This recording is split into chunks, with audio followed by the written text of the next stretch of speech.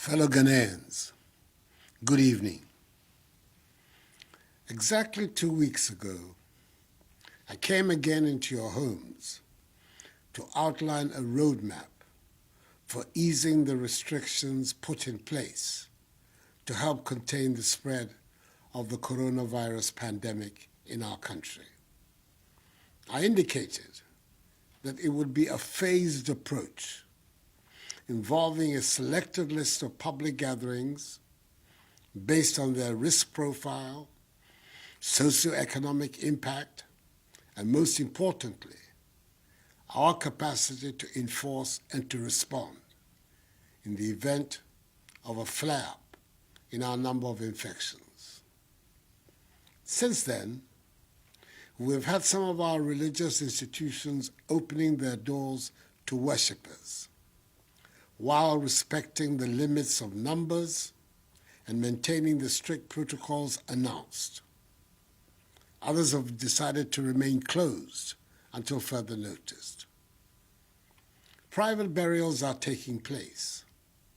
Marketplaces, public transport, including domestic air transport, restaurants, hotels, individual and non-contact sports, and our constitutional and statutory bodies are conducting their activities in accordance with social distancing and the relevant hygiene protocols.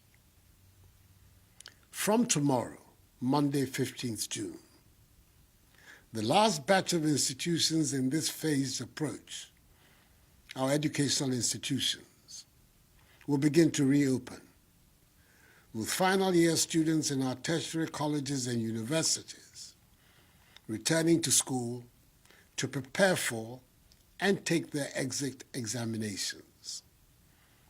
As has been stated, final year senior high school SHS3 students, together with SHS2 Go Track students, will resume on 22nd June, and final year junior high school JHS3 students the week after, on 29th June. The decision to include our schools in phase 1 of the easing of restrictions was taken advisedly. Some argue that we're putting the lives of our students, teachers, and non-teaching staff in danger by this reopening, citing the examples of other countries who have done so and recorded spikes in their infection case counts. I've stated on several occasions that there is no one-size-fits-all approach to the resolution of this pandemic. We have our own unique situation in the country, and we have always taken that into account in dealing with this disease, much as we are prepared to learn from the examples of others. Fellow Ghanaians, over the last 3 months, every aspect of our national life has been affected by this virus. We've had to take deliberate steps to ensure that our society, in the face of the pandemic, is able to function and continues to strive to deliver the results of progress, prosperity, and development for which we all yearn. Saving lives, jobs, and livelihoods, revitalizing our economy, and safeguarding the future of our country have been at the heart of this endeavor. We cannot say that because of the pandemic, we're no longer interested in issues of social justice, such as education and health. Education, indeed, is the key to the future of our country. The quality of education that our educational institutions produce ultimately will determine the success or otherwise of our nation. We therefore have to find a way of guaranteeing the prospects of the generation of young people who are the objects of education today and who represent our future. We have to do everything within our power to protect their potential and thereby help preserve our future. We cannot afford to let the pandemic undermine our chances for survival and progress. We have to confront our present and future with confidence, knowing fully well that we must remain at all times vigilant and careful. So from tomorrow, operating with half the class size, final year students will begin a 6-week period of learning to finish their respective programs. Subsequently, for a period of 4 weeks, they will sit for their exit examinations. It must be put on record that some final year students will not be returning to school, as some of them, through virtual means, have already sat their exit examinations. Prior to their return to school, government, through the Ministry of Education and the Ghana Education Service, has ensured that all tertiary institutions, public and private, have been disinfected. Universities, with their own hospitals and clinics, have been equipped with the necessary personal protective equipment and have isolation centers to deal with any positive cases. All other institutions, without their own clinics and hospitals, have been mapped to health facilities. There will be no mass gatherings and no sporting activities. Religious activities under the new protocols will be permitted. Social distancing and the wearing of face masks must become the norm on campus. To aid in this effort, a total of 600,000 face masks has been distributed to the tertiary institutions. This is to enable every student, teaching and non-teaching staff, to have 3 reusable face masks. In addition to this, 1,700 Veronica buckets, 200,000 liters of hand sanitizers, 3,400 liters of liquid soap, and 900 thermometer guns have been distributed, with the transportation and delivery of these items being overseen by the Special Logistics Team of the Government Committee, chaired by the sagacious, experienced politician, the Senior Minister, Honorable Yao Asafo-Mafo, that is supervising the reopening of the schools. I met with the Vice Chancellors of the universities, both public and private, last Tuesday, who pledged that they would cooperate to ensure that this exercise is effectively undertaken. And I thank them very much for their cooperation. Our intention is to secure the lives of the nearly 200,000 students, lecturers, and non-teaching staff who will be returning to campus from tomorrow. And I appeal to them also to do their bit to help us succeed. I urge them to adhere to enhanced personal hygiene and social distancing protocols, wash their hands with soap under running water, refrain from shaking hands, and wear their masks to, in, and from the lecture halls and on the campus generally. Fellow Ghanaians, I have to address a matter which has to deal with our case count, especially in recent weeks, and which has given cause for anxiety. The increase in numbers indicates that the virus has spread and continues to spread.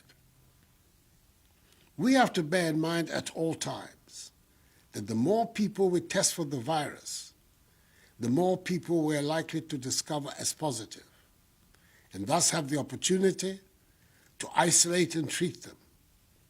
If we do not test people for the virus, we will not find the persons who are positive, let alone isolate them from the population and treat them and prevent them from spreading the virus.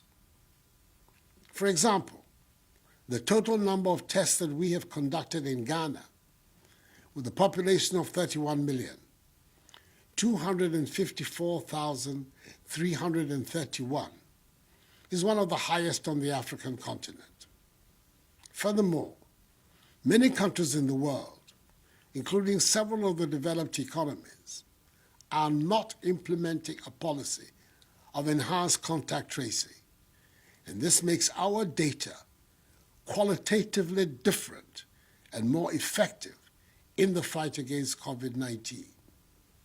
Indeed, the success of our tracing, testing, and treating will lead, in the end, to a reduction in the number of cases. That is what we're working for. Understandably, much focus has been placed on the rise in the total number of confirmed cases. As at midnight of 13th June, the total number of positives, cumulatively, stands at 11,964. Out of the 254,331 tests conducted, we have a total of 4,258 patients who are fully recovered, have been discharged, and are now free of the virus. So our scrutiny, in effect, must be on the number of active cases, i.e. people who remain on our books as still positive. Hence, as things stand now, the total number of people with the virus, that is active cases from our tests, is 7,652. Our positivity rate, i.e. the ratio of positive cases to total tests conducted, stands at 4.7%. In our hospitals and isolation centers, we currently have 13 persons severely ill, 6 persons critically ill, with 3 persons on ventilators. Mercifully for us, by the grace of God, the number of COVID-19 related deaths, sad though each death is, continues to remain very low, one of the lowest in Africa and the world. With 54 deaths currently reported by the Ghana Health Service thus far in Ghana, the ratio of deaths to positive cases stands at 0.4%, compared to the global average of 5.5% and the African average of 2.6%. The number of severe and critically ill also continues to be low.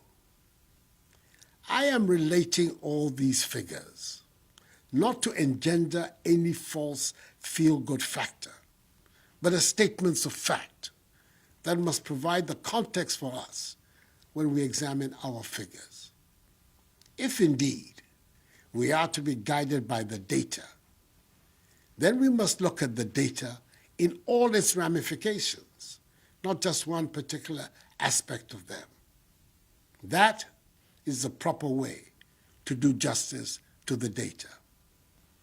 I'm thus in no way suggesting that we should let our guard down and throw out of the window the efforts we have made in bringing us this far, where we have become a reference point for many in the handling of this pandemic. On the contrary, as we begin to ease the restrictions, we must be even more disciplined in our adherence to the personal hygiene and social distancing measures we have become accustomed to. We must keep fit, and we must continue to eat our local foods to boost our immune systems. This is how we can prevent our healthcare services and our heroic healthcare workers from being overwhelmed due to an increase in demand for hospital care. Nevertheless, I implore you to pay attention to your health. When you begin to experience symptoms such as fever, persistent cough, bodily pains, loss of taste and smell, and difficulty in breathing, seek immediate medical attention at the nearest health facilities.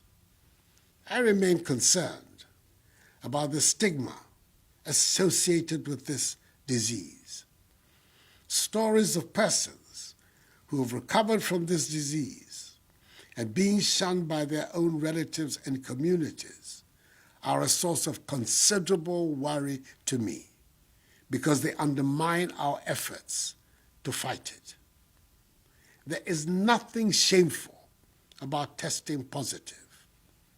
We do not have to lose our sense of community because of this pandemic. Government, through the Ghana Health Service, continues to monitor on a daily basis the spread of the virus and has benchmarks of health outcomes which define the mitigation measures that must be pursued to curb the spread of the disease and enable us to reassess the easing of restrictions.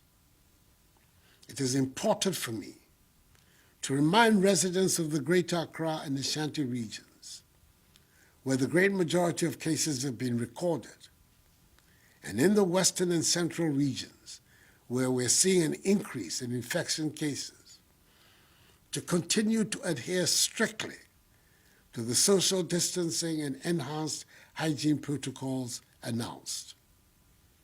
With the doctors and scientists telling us that the virus is transmitted from human contact through talking, singing, coughing, and sneezing, which results in sending droplets of the virus from one person to another. Residents of these 4 regions, and indeed all Ghanaians, must remember that the wearing of masks is now mandatory. Leaving our homes without a face mask or face covering on is an offense. The police have been instructed to enforce this directive, which is the subject of an executive instrument. Let me repeat, our survival is in our own hands. If we are lax and inattentive, we will continue to have serious challenges with the virus. If we are mindful and self-disciplined, we have it in us to defeat this pandemic and help return our lives to normalcy. I appeal to each and every one of you for your help in this regard. That is the surest way to realizing our collective vision of building a new Ghanaian civilization where the rule of law is not a slogan, but a directive principle of state development, where we deliver social and economic transformation that has a meaningful impact on the lives of all of our people, where a strong and vibrant economy creates jobs for the masses of our young people, and in the process, creates a society of opportunities and aspirations for all, where we are no longer pawns nor victims of the world order, and where the vision of our founding fathers of a free, progressive, and prosperous Ghana is attained. Let us together rise to the occasion and fulfill our common destiny. We can do it. Enuanom, efiri echineko, yema sukufoɔ a wɔne ba bɛwie no, bɛsan akɔ school, akɔkyerɛ wɔn sɔhwɛ a ɛtoatoɔ. University foɔ bɛkɔkyena, SHS 3 ne SHS 2 go track foɔ nso bɛkɔ ɔkyena na awɔtwe.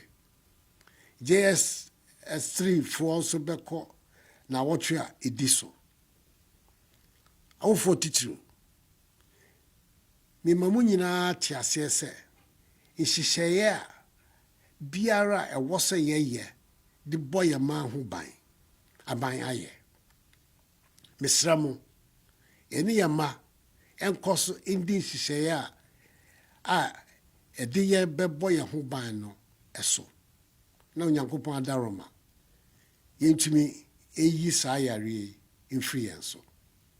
Anyame me kejawɔ obi fɛ na abagbe school na Bayer school na amangma nagbe woloe university B Bayer wo na SHS3 ke SHS2 go track B Bayer wose ochi JHS3 B Bayer school ochi enyomne mi small ni nye fɛ nye no yake wotogbegia ni fɛ ojogba ni waka wo ba ni ibaha wo bi efe aya school ni saniko behi min kpanya fai waka wo bi efe abomode ni bi efe ni nke ye yano ni modromo waka neke helane aje wote.